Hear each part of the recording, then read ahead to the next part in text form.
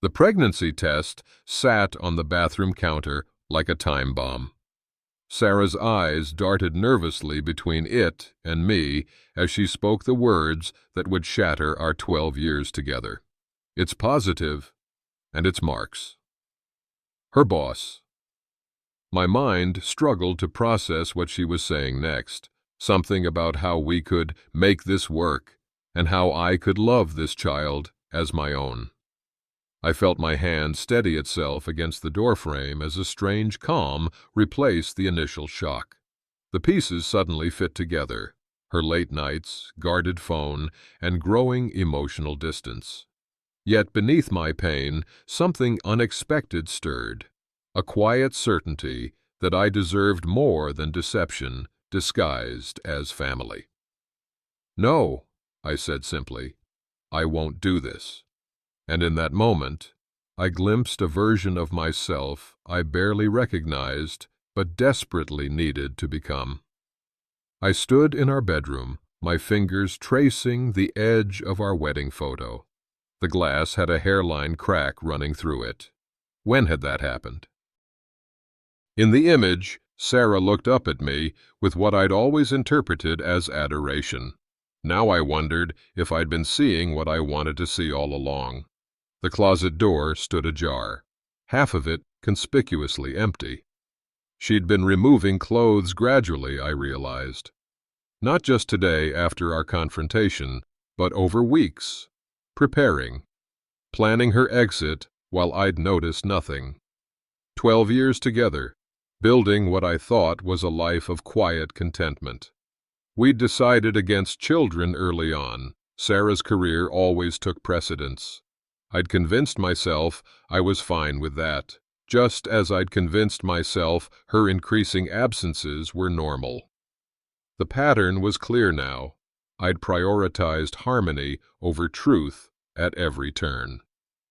On the nightstand sat the anniversary watch she'd given me last year. It had stopped working 3 months ago. I'd meant to get it repaired, but never found the time. Another sign I'd ignored. I moved through our house, our home, touching objects that suddenly felt like artifacts from someone else's life. The kitchen where we'd cooked Sunday breakfasts, the living room where we'd watched movies with her head on my shoulder, all of it built on something less solid than I'd believed. With unexpected steadiness, I sat at my desk and opened my laptop. My fingers hovered over the keyboard for only a moment before typing, "Divorce attorneys near me." The kitchen's overhead lights were unforgiving the next morning, casting harsh shadows across the granite countertops I'd installed myself 2 summers ago. I'd made coffee out of habit, 2 mugs, the hazelnut blend Sarah preferred. I was stirring cream into hers when she entered. Her eyes went immediately to my laptop, still open to the divorce attorney's website I'd been reviewing late into the night. "Really, Michael?" Her voice carried that familiar note of disappointment she'd perfected over the years. "You're overreacting. We need to talk about this like adults." I pushed her coffee across the island. "Yes, we do. How long have you been sleeping with Mark?" The question hung between us. She blinked rapidly, weighing her options before sighing dramatically. "About 8 months, she admitted, not meeting my eyes. Her fingers twisted a strand of hair, her tell when constructing a partial truth. "But it's complicated. You and I haven't been connecting, and he understands me." "And the baby?" I kept my voice level, surprised by my own calm. "Mark and we discussed it. We thought this could work for everyone." Her hand drifted to her still flat stomach. "You've always wanted a family. This way, you get to be a father, and nobody has to know." I felt my wedding ring suddenly heavy on my finger. Without conscious thought, I removed it, placing it beside my coffee mug. "Nobody except you, me, Mark, and apparently everyone at your office." I nodded toward the calendar on the wall where she'd written Dr. Lambert 10:30 in her precise handwriting. And your parents, who you've told I'm excited about the baby? Her face flushed. I called my mom last night. I was upset. You lied to her, I said. Just like you've been lying to me. I didn't want to hurt anyone, she countered, eyes welling with tears I couldn't trust. This doesn't have to mean the end of us. Plenty of couples work through affairs. This isn't just an affair, Sarah. You want me to raise another man's child while pretending it's mine. That's not love. That's using me. Her tears vanished, replaced by cold anger. You'll change your mind when you calm down. You're not thinking clearly. I watched her storm out without touching the coffee I'd made her. In the sudden silence of our kitchen, I felt something unexpected. Clarity, like emerging from a fog I hadn't known I was in. My home office had always been my sanctuary. Clean lines, everything in its place, the natural habitat for an architectural designer who found peace in order and structure. Now I sat at my desk, staring at my phone, the business card for Jennifer Reyes, attorney at law, beside it. My hand hovered over the number, hesitation gnawing at my resolve. This single call would make it real, final, irrevocable. A glance at the architectural plans pinned to my wall steadied me. The community center I designed last year, with its clean, honest lines and purposeful spaces. I'd always believed good design left no room for deception. Every element should serve its true purpose. My grandfather smiled at me from the framed photo beside my computer, the man who'd taught me that integrity wasn't negotiable. The truth might hurt, he'd say, but lies poison everything they touch. I pressed call. Jennifer Reyes Law Office, a professional voice answered. Hello, my name is Michael Calloway. I need to consult about divorce proceedings. My voice sounded firmer than I felt. 20 minutes later, I had an appointment for the following day and a list of financial documents to gather. Jennifer had been direct but compassionate, particularly when I explained the pregnancy situation. Unfortunately, this type of case isn't as uncommon as you might think, she'd said.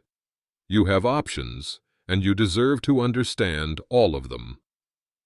For the first time since Sarah's revelation, I felt a flicker of control returning. Not over her choices, those were beyond my influence, but over my response to them. I began organizing our financial information, methodically creating folders on my desktop. The late afternoon sun slanted through my window, illuminating the small jade plant I kept on the windowsill. Despite my inconsistent watering, it had thrived, somehow finding what it needed to grow. I touched one of its fleshy leaves and felt an unexpected kinship with this resilient little plant. My phone buzzed with incoming calls from Sarah, 9 missed already. I silenced it and continued with my work, the path ahead difficult but suddenly clear. 2 days after Sarah's revelation, I sat in my home office, working late to catch up on designs I'd neglected. The shared iPad we kept on the coffee table chimed with a notification. I almost ignored it, but something, intuition perhaps, made me reach for it. The screen illuminated with an email preview from Mark Daniels to Sarah, Our plan, next steps. I hesitated. This wasn't my email, wasn't my business. Then again, neither was their child, yet they'd planned to make it mine. I picked up my reading glasses, a concession to my 42 years I usually avoided. Tonight, I needed to see clearly. The iPad automatically synced with Sarah's accounts, something she'd apparently forgotten in her careful planning. I tapped the mail icon, and her inbox appeared. The email thread between them unfolded like a slow-motion accident. 8 months of messages, photos that turned my stomach. But it was the calculated nature of their conversations that froze the blood in my veins. Michael's predictable, Sarah had written 3 months ago. He'll accept the baby as his if I frame it right. He's always wanted children.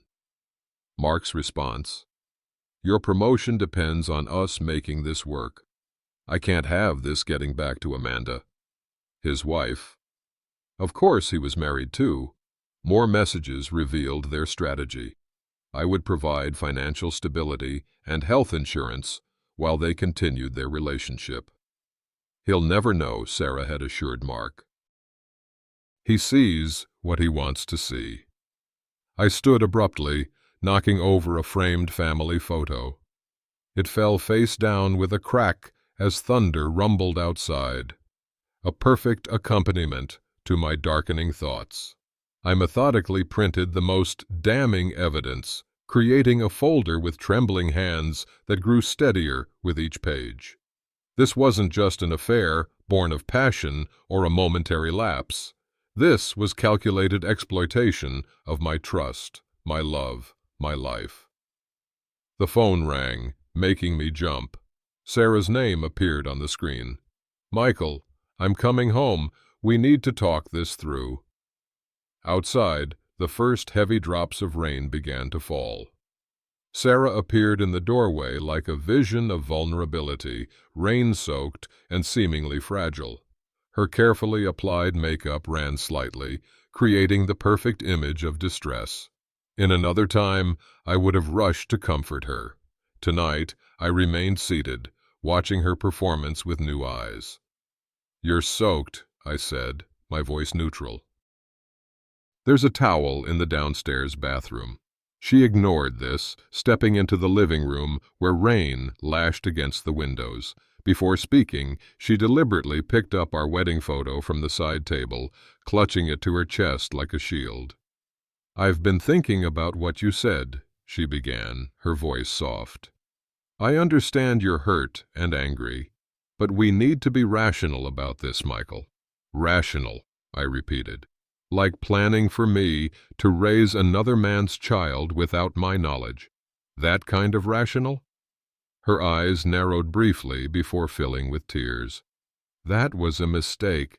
I was confused and scared. You weren't confused in your emails to Mark, I said quietly. The color drained from her face. You went through my emails. That's an invasion of privacy. Interesting where you draw the line on invasion, I replied, surprised by my own calm. She set down the photo and moved between me and the door, an unconscious attempt to control the situation, or perhaps to prevent my exit. Outside, the storm intensified, rain drumming against the roof like impatient fingers.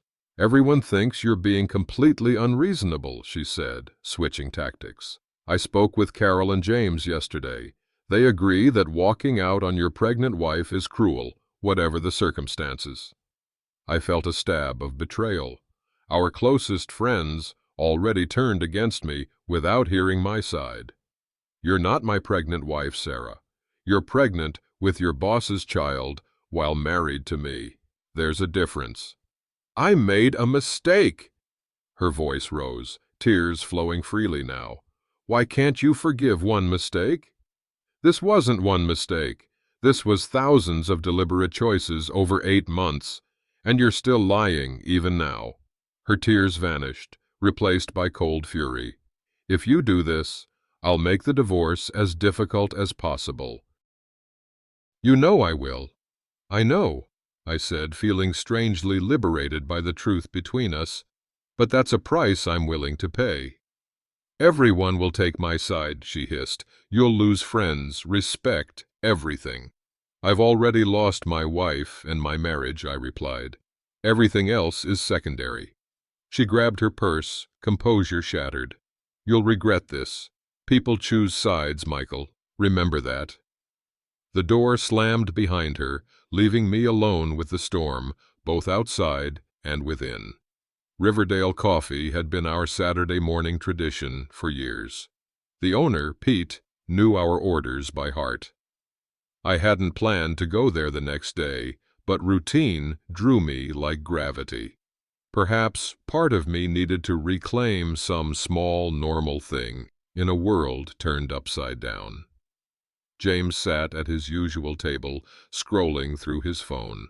When he spotted me, his expression shifted from welcome to wariness in an instant. We'd been friends for 15 years, since before I'd met Sarah, but his allegiance was clear before he spoke a word.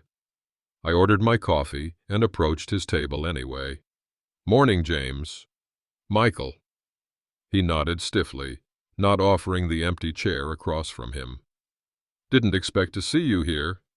"Apparently," I said, noting the extra coffee already on his table. Sarah's usual vanilla latte. "Meeting someone?" "Sarah might stop by." His eyes flicked to my face, gauging my reaction. "She's pretty upset, man. Says you won't even discuss trying to work things out." The barista called my name. I retrieved my coffee, using those moments to compose myself before returning to James. "Did she mention why we're having problems?" I asked. James shifted uncomfortably, adjusting the collar of his t-shirt, one from the Lake Tahoe trip I'd organized for our friend group 2 years ago. "She said you've been distant.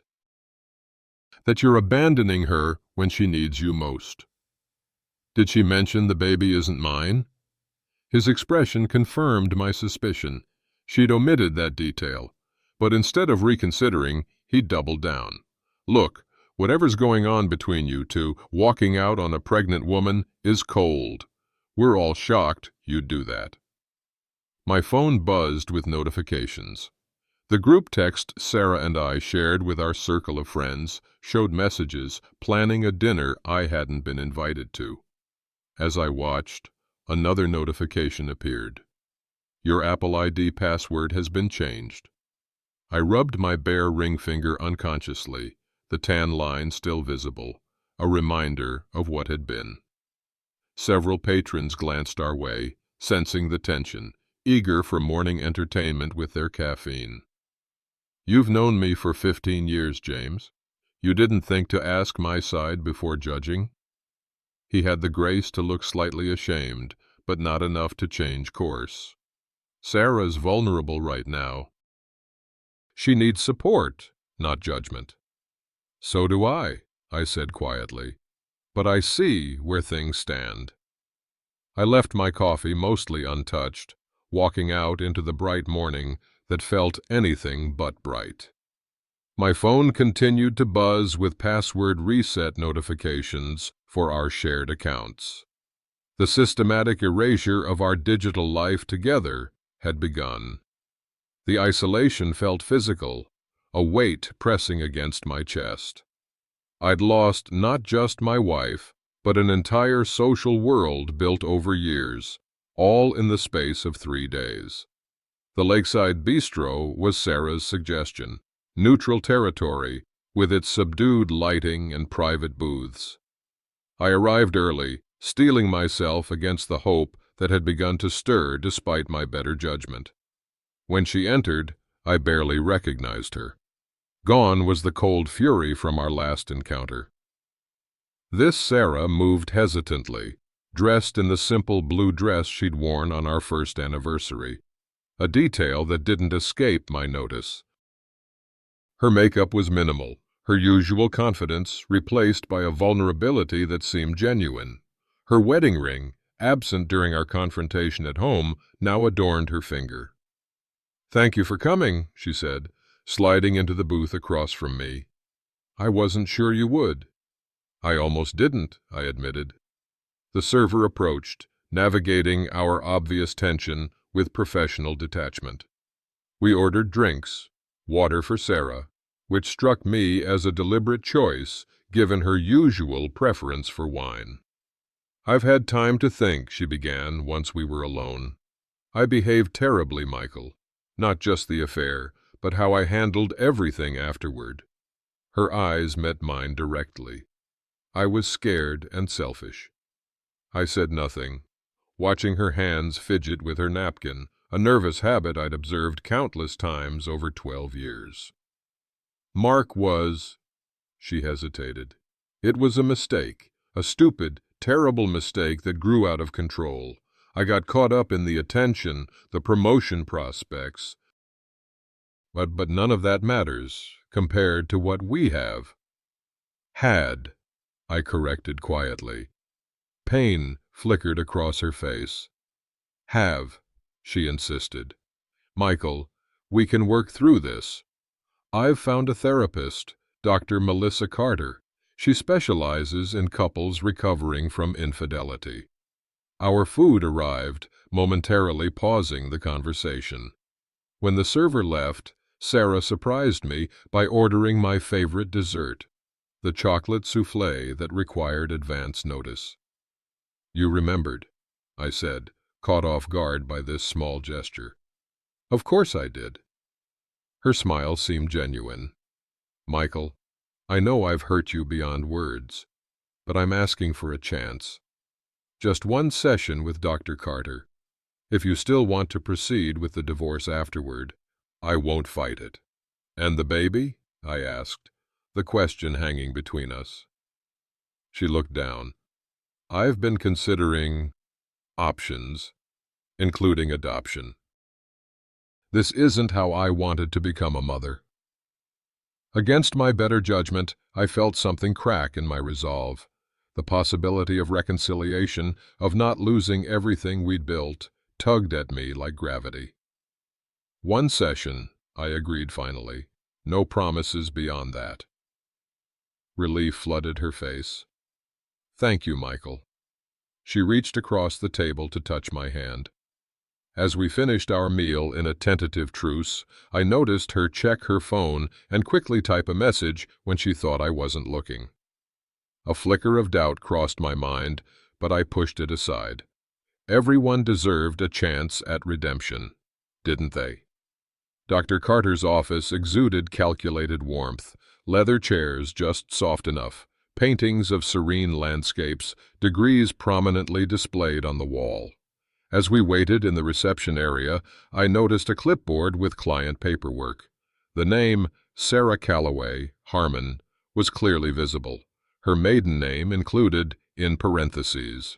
You've been here before? I asked quietly. Just for the initial consultation, Sarah replied smoothly. The therapist emerged, a woman in her early 50s with a practiced smile. Sarah, Michael, please come in. The inner office continued the theme of professional comfort. I noticed a box of tissues strategically placed near Sarah's chair, and the subtle similarities between Dr. Carter's and Sarah's mannerisms. The same head tilt when listening, the same way of clasping their hands. Sarah has shared some background with me, Dr. Carter began, but I'd like to hear from both of you about what brings you here. Before I could speak, Sarah launched into a narrative about our communication issues and how they had created emotional distance that made her vulnerable to outside attention. I made a terrible mistake, she concluded, tears appearing right on cue. I just want a chance to rebuild trust. Dr. Carter nodded sympathetically before turning to me. Michael, many spouses in your position struggle with trust issues even before infidelity occurs. Would you say you've always had difficulty trusting others? The framing of the question caught me off guard. My trust wasn't the issue until I discovered my wife was having an affair with her boss and planned for me to raise their child as my own. A fleeting look passed between the women, so quick I almost missed it. That must have been painful to discover, Dr. Carter said, her tone suggesting I was overreacting. But relationships are complex systems. No single person bears all responsibility for a breakdown. The session continued in this vein, Sarah's vulnerabilities explored with compassion, my reactions framed as rigid thinking and avoidance patterns. When I mentioned the emails revealing their deliberate deception, Dr. Carter skillfully redirected. Let's focus on moving forward rather than rehashing painful details, she suggested. Michael, what do you need from Sarah to begin rebuilding trust? The clock on the wall ticked loudly during my silence. I noticed the degrees on the wall, University of Wisconsin, for both her undergraduate and graduate work. The same university Sarah had attended. Time, I finally answered. And honesty. Complete honesty. Sarah reached for a tissue, dabbing at tears that seemed to appear on command. I want to give you that, Michael. I'll do whatever it takes. As the session ended, Dr. Carter encouraged us to work on things before our next appointment. Sarah squeezed my hand as we left, her relief palpable. But the unease that had been building in my stomach throughout the hour had crystallized into something harder, colder. Something wasn't right. My temporary apartment felt even more impersonal in the evening darkness. I sat at the small kitchen table, turning Dr. Carter's business card over in my hands. The therapy session had left me unsettled, not reassured. Now, staring at the card, I noticed something I'd missed, a small sorority symbol beside her name. Kappa Delta Phi, Sarah's sorority. With growing suspicion, I opened my laptop and began searching. It took less than 10 minutes to find the connection. Photos from alumni events showing Sarah and Melissa Carter with their arms around each other. Expressions of familiar affection that went far beyond a professional relationship. I found Dr. Carter's professional profile next. She specialized in narrative reconstruction therapy and female empowerment after relational transitions. Nothing about couples counseling or infidelity recovery. My phone buzzed. Alex, a coworker who had remained neutral throughout the upheaval of the past week. "Hey, Michael, you free to talk?" His voice carried the awkward tension of someone bearing bad news. "I saw something today I thought you should know. I was meeting a client near Sarah's office and saw her with a man I'm guessing was Mark. They were pretty affectionate for people who've supposedly ended things." The final piece clicked into place. When was this? Around 4:30. They were getting into his car. Directly after our therapy session. While I'd been driving home, thinking about second chances, she'd gone straight to him. "Thanks for telling me, Alex. I appreciate it." I hung up and opened my banking app, a sudden intuition making my heart race. The joint savings account we'd maintained for years, the one containing our emergency fund of nearly $40,000, showed a balance of $212.36. A transaction that morning had emptied it. Just as I processed this, an automated email arrived. Receipt for services, Dr. Melissa Carter. The PDF showed not just today's session, but a history of individual appointments dating back 6 months. Individual therapy with the woman who was supposedly our neutral couples counselor. I picked up the wedding photo I'd brought with me to the apartment, the one tangible reminder I'd allowed myself. For the first time since this began, I deliberately placed it face down on the table. My phone lit up with messages from Sarah. "There was a banking error. Don't worry about the account. Call me when you get home." "Are you ignoring me? After I thought we made progress?" I didn't answer.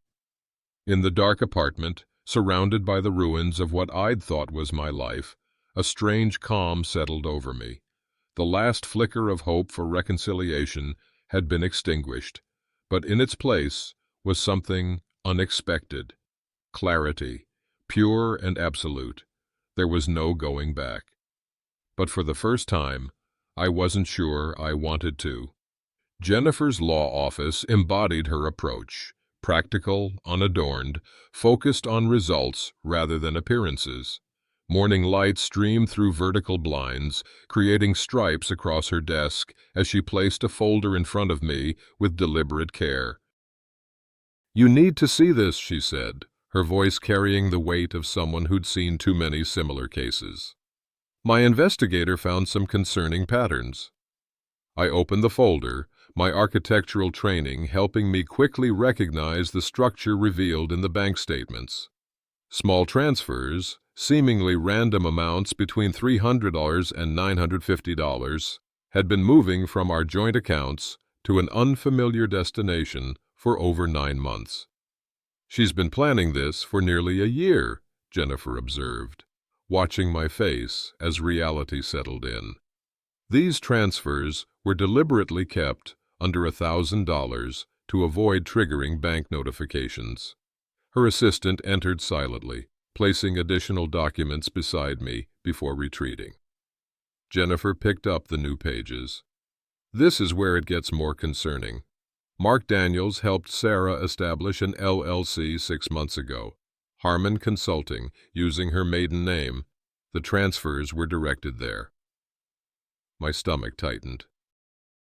"That's why she pushed to handle our finances last year." Jennifer nodded. "There's more. These emails between them discuss contingency plans if you discovered the affair before they were ready. They had multiple scenarios mapped out, including the reconciliation attempt you described." I stared at the evidence, the architect in me recognizing the careful construction of this deception. Foundation laid months ago, framework erected piece by piece, all while I'd lived inside it, oblivious. "The good news," Jennifer continued, "is that this level of premeditation works in your favor legally. The bad news is recovering those funds may be difficult." I realized I was no longer carrying my wallet with the family photo I'd kept there for years. Somewhere in the past week, I'd stopped reaching for it, a subconscious acknowledgement of what was being revealed now. Jennifer pushed a legal pad toward me. "Let's discuss next steps." For the first time since this began, I didn't react emotionally. Instead, I began making notes in the precise, measured handwriting I used for architectural annotations. Jennifer noticed the shift. "Most clients aren't this composed when they see evidence like this," she observed. I glanced at the small plant thriving in the corner of her sparse office, some variety of succulent surviving in minimal conditions. "When you design buildings," I said, "you learn that the worst thing isn't discovering a structural problem. It's not discovering it until after people have moved in." As we finished outlining legal strategy, Jennifer paused. "Michael, do you have a support system? Family, friends, someone to talk to about all this?" The question caught me off guard. In my focus on the legal and financial aspects, I'd pushed aside the reality of my isolation. Friends had chosen sides, family lived states away, colleagues were kept at professional distance. "I'll figure that out," I said, the hollow echo in my voice betraying the truth. The house key felt foreign in my hand as I unlocked the front door. I'd agreed to meet the locksmith there tomorrow to change the locks, one of Jennifer's first recommendations. Today, I needed to retrieve important documents and personal items before Sarah returned from work. I stepped into the foyer, immediately sensing the difference. The house, once meticulously arranged to Sarah's taste, now felt ransacked. Artwork missing from walls, spaces where furniture had stood, the careful illusion of our life together dismantled as thoroughly as my trust. In the bedroom, the wedding album lay open on the bed, positioned with obvious intent. The pages displayed our beaming faces, surrounded by friends who now avoided me. I closed it gently, adding it to the small collection of items I'd come to retrieve. The closet stood completely empty on my side. Even clothes I hadn't worn in years, things I'd forgotten owning, had been removed. I moved to the dresser where I kept important documents, finding drawers pulled out and contents disturbed. "She said you'd be here." I turned to find Claire Harmon, Sarah's mother, standing in the doorway. Her expression carried the righteous indignation of someone who'd heard only one version of events. "Hello, Claire," I said, continuing to gather my passport and birth certificate from the scattered papers. "How could you do this to her?" she demanded, stepping into the room. After everything she's done for you, abandoning her when she's pregnant? I kept my voice measured. Did Sarah mention whose child she's carrying? Don't you dare imply— It's not mine, Claire. She told me herself. It's her boss's baby. Her momentary hesitation confirmed what I suspected. Sarah had crafted a different narrative for her family. She told me about your accusations. Claire recovered. The therapist says it's a defense mechanism, creating false scenarios to justify your abandonment. I almost laughed at the audacity. The therapist who's been Sarah's friend since college? Claire's face hardened. She said you'd try to twist everything, that you've been emotionally unavailable for years, that you pushed her away. I continued collecting my belongings, including the pocket watch that had belonged to my grandfather, surprisingly left behind, perhaps overlooked in Sarah's haste. She and Mark have plans, you know, Claire continued, following me as I moved through the house. They'll be getting married as soon as the divorce is final. He's a vice president at the company. He can provide for her and the baby properly. I paused at the back door, looking out at the garden I'd planted last spring. The vegetables were withering from neglect, tomato plants yellowing, beans unpicked. Another living thing I'd tended that was now dying in my absence. I wish her well, I said simply, turning to face her. I hope she finds what she's looking for. My calm seemed to infuriate Claire more than anger would have. You'll get nothing from this divorce, she spat.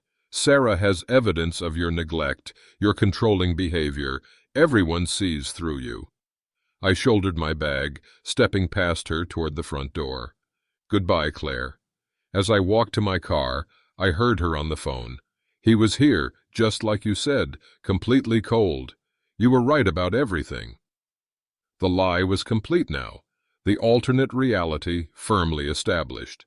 In their version, I was the villain of the story. The strangest part was how little it mattered to me now. The Pine Grove Motel had seen better decades. Water stains mottled the ceiling, the carpet bore mysterious discolorations, and the bathroom mirror was cracked in one corner. It matched my state of mind perfectly. Rain pounded against the window as I sat on the edge of the sagging bed, staring at the bottle of whiskey I'd requested from the front desk. The clerk had smirked when he'd delivered it, assuming he understood my story, another man escaping home troubles, seeking liquid consolation. On my phone screen, Sarah's latest social media post glowed accusingly. Excited for this new chapter. Sometimes life's biggest challenges lead to unexpected blessings. Yet, moving forward. New beginnings. The photo showed her smiling, hand resting on her still flat stomach, her mother's arm around her shoulders. The comments beneath overflowed with support and sympathetic outrage on her behalf. I unscrewed the bottle cap, the sharp scent of whiskey filling the small room. I hadn't had a drink in 3 years, a decision I'd made after watching a colleague's life unravel through alcohol. Tonight, oblivion beckoned with persuasive logic. The glass was halfway to my lips when my eye caught the gleam of my grandfather's pocket watch among my scattered belongings. I set down the untouched drink and picked up the watch instead, its weight familiar in my palm. My grandfather had given it to me when I was 17, after my father walked out on my mother and me. Your father chose the easy path, he'd told me. But our character isn't revealed when life is easy. It's revealed when everything falls apart. I'd modeled my life on that advice, priding myself on reliability, integrity, steadfastness, the very qualities that had made me an ideal target for Sarah's manipulation. The painful irony wasn't lost on me. In the fractured bathroom mirror, my reflection appeared broken, pieces of me separated by the spiderweb cracks. I picked up my phone, anger surging as I began composing an email exposing Sarah's lies to everyone she'd deceived. Halfway through the bitter message, I stopped, deleting the draft. That path led nowhere I wanted to go. For the first time, a thought surfaced with unexpected clarity. I deserved better than this. Not just better than Sarah's betrayal, but better than allowing it to transform me into someone consumed by bitterness. The revelation wasn't dramatic. No heavenly choir or sudden light. Just a quiet certainty emerging from the depths of despair like a bubble rising through dark water. I poured the whiskey down the bathroom sink, watching it disappear. Outside, the rain began to ease, the constant drumming softening to an intermittent patter. Among the business cards in my wallet, I found one I'd kept for reasons I couldn't articulate. A support group for people navigating relationship betrayal. The facilitator, David, had handed it to me after a professional networking event months ago, mentioning his volunteer work. I'd accepted it politely, never imagining I'd need it. I dialed the number, surprising myself with the steadiness of my voice. "David, my name is Michael Calloway. You gave me your card at the chamber event last fall. I think I could use that support group you mentioned." Dawn broke over Lakeside Park, painting the sky in gradients of pink and gold. I sat on a bench overlooking the water, my grandfather's pocket watch resting in my palm. After a restless night, I'd risen before sunrise, drawn to this place where joggers already traced paths through the morning mist, their rhythmic footfalls a reminder that life continued its steady pace. I'd spent the night adjusting the watch's delicate mechanism. Now it ticked steadily, keeping perfect time after years of silence. My fingers traced the engraved initials on its case. RJC Robert James Calloway, the man who'd shown me what integrity looked like in human form. The realization had come slowly through the darkness. I'd spent my life prioritizing others' happiness at the expense of my own truth. With Sarah, with friends, even in my career, choosing projects that pleased clients rather than challenged them. Always the peacemaker, the reasonable one, the one who adjusted. "You're too accommodating," my grandfather had once told me. "Not everyone deserves your accommodation." How many red flags had I ignored with Sarah? Her casual dismissals of my concerns, the subtle way she'd position herself as the victim whenever I expressed a need. The friendships I'd gradually lost because maintaining them required more effort than she thought they were worth. I hadn't caused her betrayal. That choice was entirely hers. But I'd created fertile ground for manipulation by consistently prioritizing harmony over honesty. The sunrise cast new shadows across the park, transforming familiar shapes into something different, something I hadn't noticed before. Joggers passed by, each in their own world, reminding me that personal crises didn't stop the world from turning. I took out my phone and dialed Jennifer's number. When she answered, my voice carried a certainty that surprised even me. "I'm ready to proceed with everything we discussed," I said. "No more delays, no more considerations. It's time to move forward." The watch ticked steadily in my hand, marking the beginning of something new.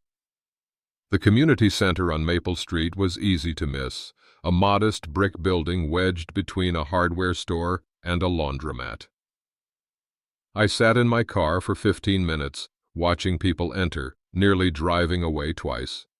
The prospect of sharing my story with strangers felt both terrifying and absurd. Finally, with 5 minutes until the meeting started, I forced myself through the door. A handwritten sign directed me down a hallway. "Rebuilding after betrayal. Support group, room 112. I paused at the doorway, watching the scene inside. 8 people arranged chairs in a circle, chatting with the easy familiarity of those who'd shared difficult truths. A man in his 50s, David, I presumed, arranged coffee and simple refreshments on a side table. I was turning to leave when he spotted me. "Michael?" He approached with a warm smile, extending his hand. "I'm glad you made it. First meetings are always the hardest." "I'm not sure I should be here," I admitted. "Everyone says that," he replied, gesturing toward the circle. "No pressure to speak. Just listen if that's easier." Something in his matter-of-fact kindness made staying seem possible. I took a seat in the circle, nodding awkwardly at the others. 4 women and 3 men of varying ages, all with the same look of weathered resilience in their eyes. David opened the meeting with a simple statement. "We're here because someone we trusted betrayed that trust profoundly. We're here to remember that their choices don't define us." One by one, people shared updates, small victories, ongoing struggles, moments of both pain and progress. My tension gradually eased as I recognized pieces of my own experience in their stories. "We have a new member tonight," David said eventually. "Michael, would you like to introduce yourself?" No pressure. I surprised myself by speaking. "My name is Michael. My wife had an affair with her boss. She's pregnant with his child, but wanted me to believe it was mine and raise it." The words felt strange leaving my mouth, both painful and liberating. "That's a profound betrayal," David acknowledged. "Thank you for trusting us with it." "I recognize that story," said a woman across the circle, early 50s, with kind eyes and a calm presence. "I'm Teresa. My ex-husband had a child with his assistant. Tried to pass it off as mine after years of fertility struggles." She smiled without bitterness. "That was 7 years ago. I'm happier now than I ever thought possible then." Others nodded, offering brief words of understanding without the platitudes I'd come to dread from well-meaning outsiders. No, everything happens for a reason, or time heals all wounds. Just honest acknowledgement of the pain and the possibility beyond it. By the meeting's end, my shoulders had relaxed. Someone had brought homemade cookies, which were passed around with coffee, a simple ritual of sharing that felt surprisingly meaningful. Teresa approached as people began to disperse. "The first few months are the hardest," she said. "I'd be happy to talk specifics sometime, if that would help. Legal strategies, financial rebuilding, I've been there." I found myself accepting her offer and her phone number, the first thread of a new support system taking shape. Teresa's home office reflected her personality, organized but warm, practical yet inviting. Bookshelves lined one wall, filled with texts on finance, law, and psychology. The opposite wall displayed her achievements, diplomas, professional certifications, and photographs that charted a journey from devastation to rebuilding. Most striking was a framed copy of her divorce decree with Freedom Day written in elegant script across the top. "That might seem petty to some," she said, noticing my gaze, "but reframing was essential for me, not the end of something, but the beginning." I placed the folder of documents I'd brought on her desk. "Thank you for doing this. I don't want to impose." "You're not," she interrupted kindly. "7 years ago, someone did this for me. I'm just paying it forward." She gestured to a legal pad with my next chapter written at the top. I find it helps to be methodical. Emotions are valid, but strategy wins divorces. For the next hour, we systematically addressed each aspect of my situation: legal, financial, emotional, social. Teresa's approach was refreshingly practical. "Your attorney is taking the right steps," she noted, reviewing Jennifer's strategy. "The documented financial deception strengthens your case considerably." "What about the social fallout?" I asked. "I've lost friends I've had for years." That's common, unfortunately. People take sides based on who tells the most convincing story first. My ex was a master at crafting narratives that made him the victim. She smiled wryly. 2 years later, most of those same friends were calling to apologize after they saw his pattern repeat with his new partner. A man appeared briefly in the doorway. Sam, Teresa's partner, whom she'd mentioned at the group. "Sorry to interrupt. Heading out for groceries. Need anything?" The easy warmth between them was palpable, offering tangible evidence that healthy relationships existed after betrayal. After he left, Teresa continued. "The hardest part for me was rebuilding financially. He'd damaged my credit significantly." She outlined specific steps she'd taken, resources I hadn't known existed, strategies for financial recovery I could implement immediately. "Your situation is actually more favorable than mine was," she observed. "With the documented fraud, you have clear evidence of financial betrayal." More valuable than the practical advice was the living proof before me. Someone who'd walked this painful path and emerged stronger, happier, whole. "There's one thing I wish someone had told me earlier," Teresa said as we concluded. She pointed to a photo of herself atop a mountain, arms raised in triumph. "This journey reveals your true strength. The person who comes through this will be more authentic, more resilient, and ultimately more capable of genuine connection than the person who went in." For the first time in weeks, I felt the corners of my mouth turn upward in a genuine smile. Not because the path ahead would be easy, but because for the first time I could envision myself at the end of it, whole, perhaps even stronger. As I left with my action plan in hand, the weight I'd carried seemed measurably lighter. Not gone, but redistributed. More manageable, with others helping to carry it. Jennifer's office felt different now. No longer the sterile, intimidating space of our first meeting, but a workshop where rebuilding had begun.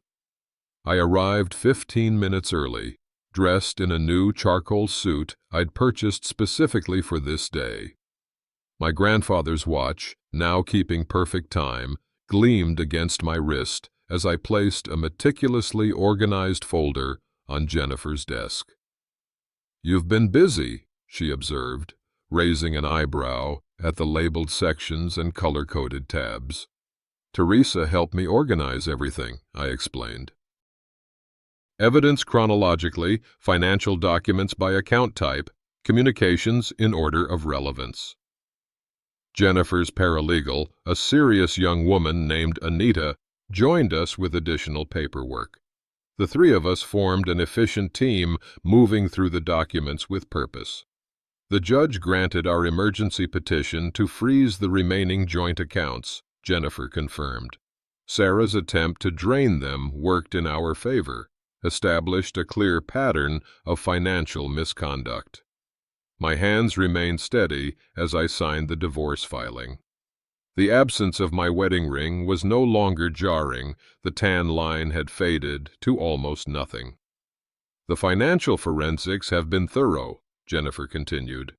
"We've documented every transfer to the Harmon Consulting LLC, plus evidence of the collusion with Mark Daniels in creating it. The documented timeline matches perfectly with their email exchanges about using you for financial stability. 6 weeks ago, these revelations would have devastated me. Today, they were simply facts, painful, but no longer debilitating." "What should I expect next?" I asked. "Pushback," Jennifer replied frankly. "This filing includes evidence that contradicts the narrative she's been creating. Sarah will receive these documents today, and she won't be pleased." "I'm prepared for that," I said, surprising myself with how true it felt. Jennifer studied me for a moment. "Most clients in your position are still cycling between anger and heartbreak at this stage. You seem different," I finished for her. "I am. The support group has been helpful, seeing others who've come through similar situations. As we concluded the meeting, scheduling a court date for the preliminary hearing, Jennifer offered a rare personal observation. "For what it's worth, Michael, I've handled hundreds of divorces. The ones who approach it as you are, seeking justice without vengeance, generally rebuild their lives most successfully." I left her office into bright morning sunlight, feeling a weight lifting with each step. The divorce had been filed. The process was in motion. For the first time in months, I was moving forward rather than simply reacting. I chose to have lunch at Riverdale Coffee deliberately, reclaiming territory I'd surrendered when friends had taken sides. The familiar corner table by the window felt like neutral ground now, no longer charged with memories of betrayal. My phone began vibrating incessantly just as I ordered a sandwich, notifications cascading across the screen. Before I could check them, the cafe door flew open, and Sarah stormed in, clutching papers I recognized as our divorce filing. She spotted me immediately, her expression shifting from fury to a calculated performance of distress as she registered the other patrons. I noticed Carol and Thomas, once our closest couple friends, at a table across the room, watching with undisguised curiosity. "How could you?" Sarah demanded, approaching my table. She wore an expensive dress I'd never seen, designer handbag at her elbow, diamond earrings catching the light, all likely purchased with our joint funds. "Filing these vicious accusations without even talking to me first?" I remained seated, my voice calm.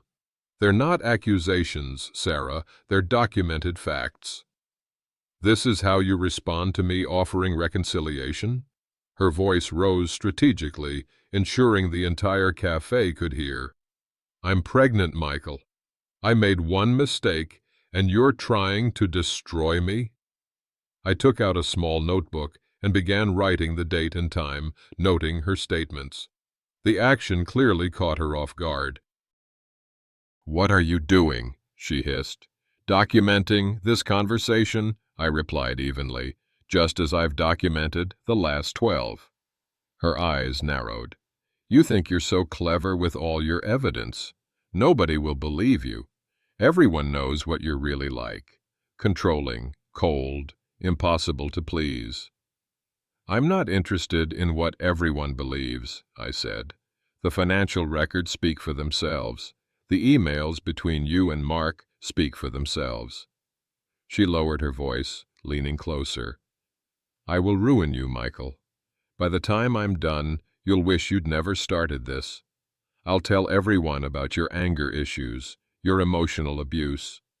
"We both know those things aren't true," I interrupted calmly. "And manufacturing false accusations will only strengthen my case."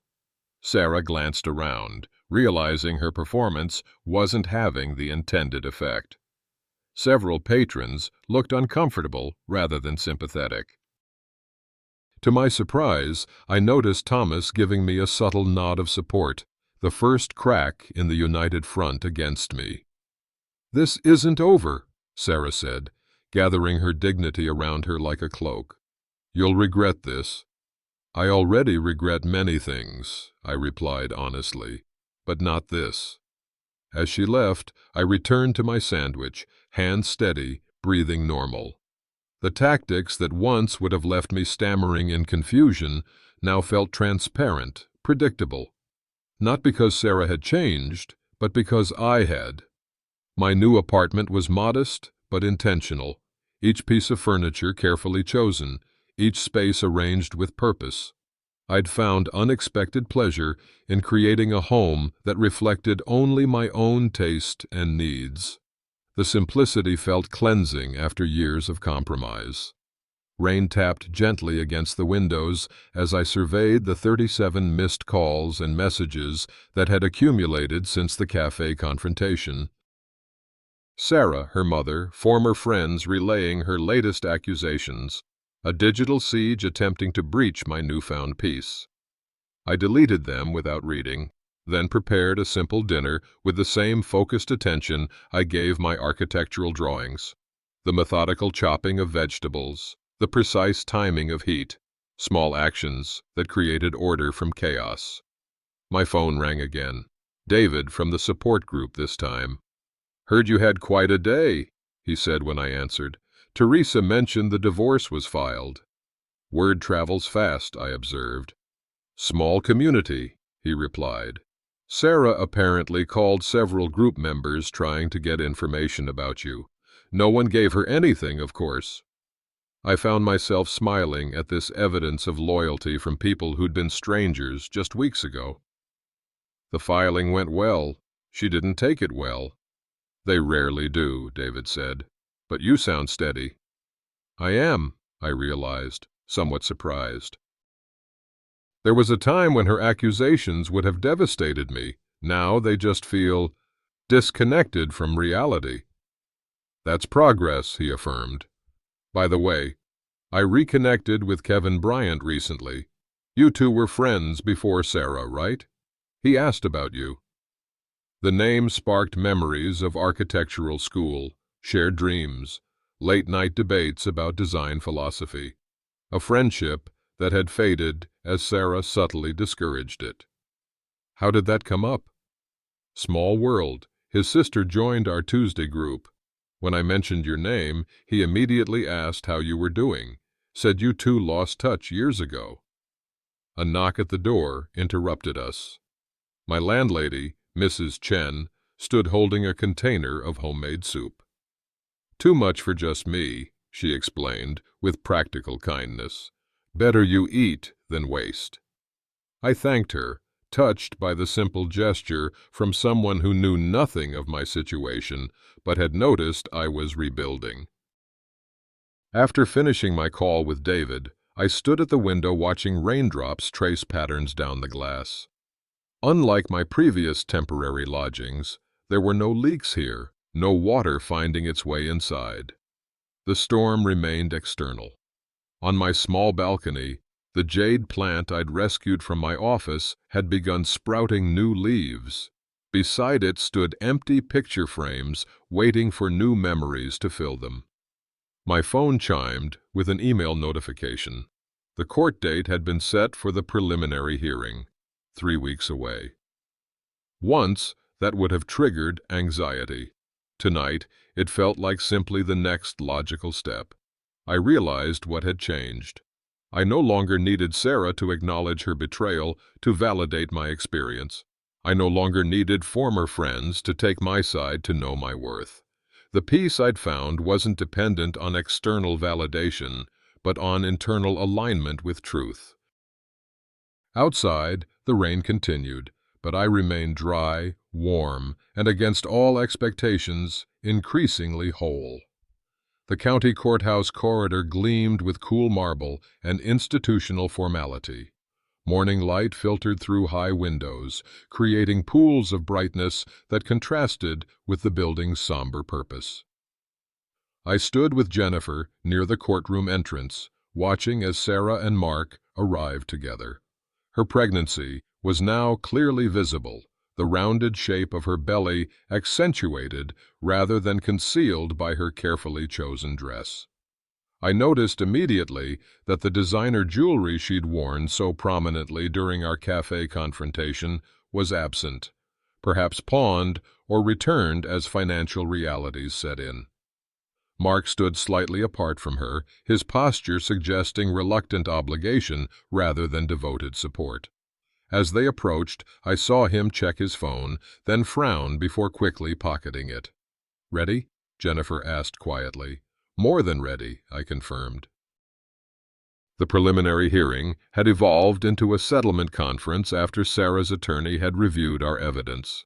The financial documentation, combined with the email exchanges we'd submitted, had made their position increasingly untenable. We entered the small conference room where the judge's clerk would oversee the final agreement.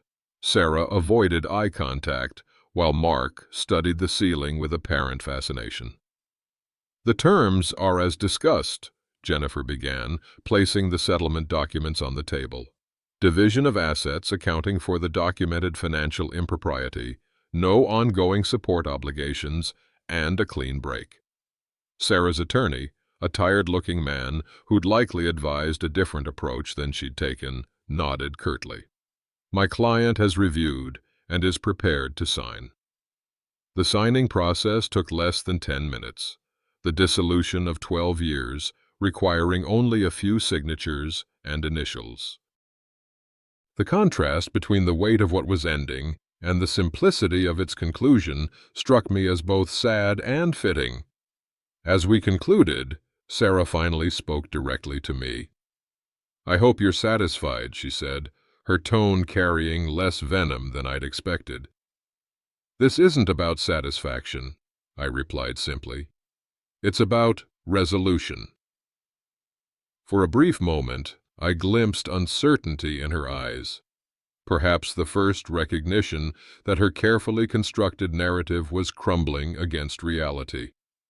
Mark had already stepped away, engaged with his phone again, oblivious to her momentary vulnerability.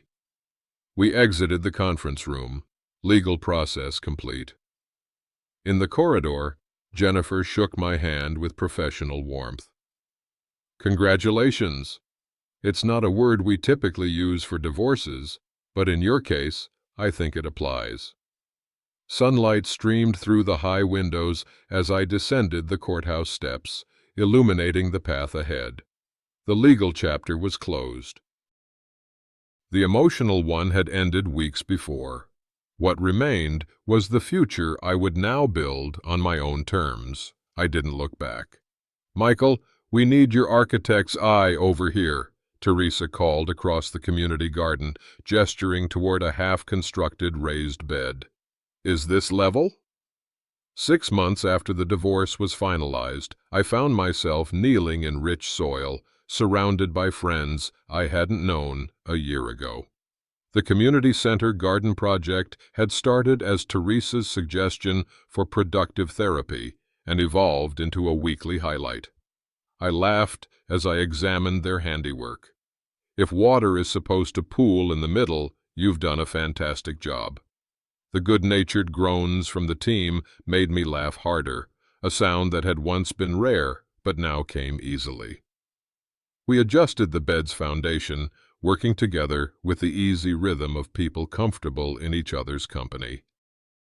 Lisa, a botanist who'd joined the support group after her own divorce, worked beside me, her expertise complementing my structural knowledge. "The drainage needs to be considered before we add the soil mixture," she explained, demonstrating with her hands how water would move. "Otherwise, we'll drown the root systems." I found myself watching her as much as the demonstration, the thoughtful precision in her movements, the genuine enthusiasm for creating something living and beautiful.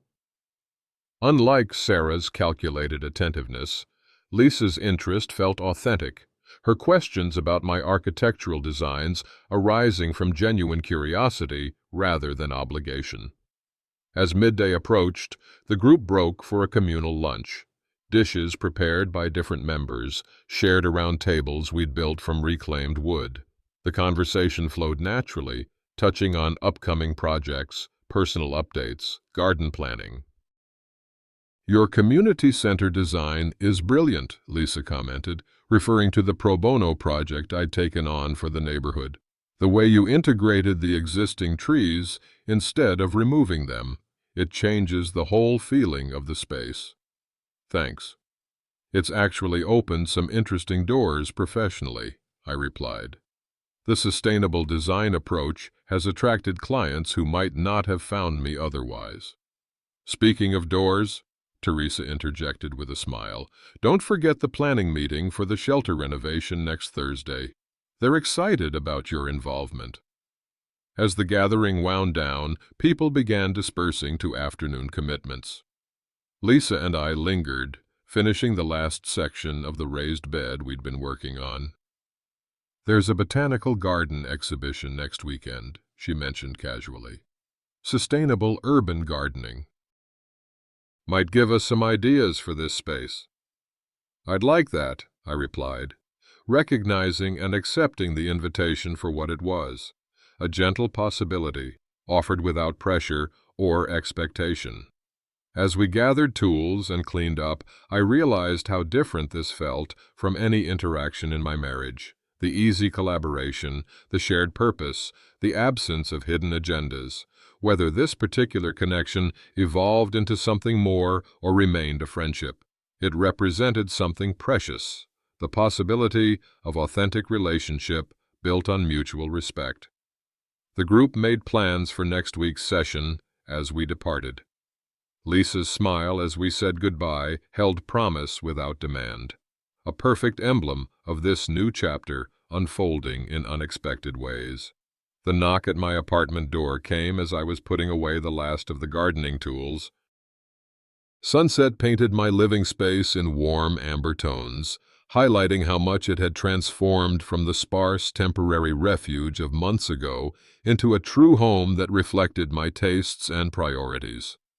When I opened the door, James stood there, looking distinctly uncomfortable, shifting his weight from foot to foot, like we were back in college, waiting for exam results. "James," I said, genuine surprise momentarily rendering me wordless. "Hey, Michael."